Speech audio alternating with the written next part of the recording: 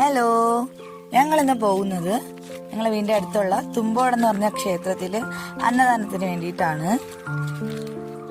ഞങ്ങൾ ഏകദേശം ഒരു 11 മണിയൊക്കെ കഴിഞ്ഞപ്പോൾ അവിടെ എത്തിയായിരുന്നു. പ്ലേറ്റിലായിരുന്നു അന്നദാനം കൊടുത്തത്. ഞങ്ങൾ ക്യൂ നിന്ന് ചോറും കറികളൊക്കെ മേടിച്ചു.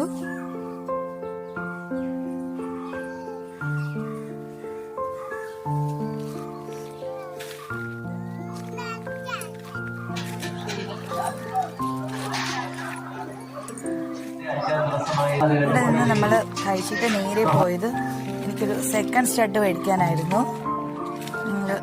അവിടെ നല്ല ഒരുപാട് കളക്ഷനൊക്കെ ഉണ്ടായിരുന്നു.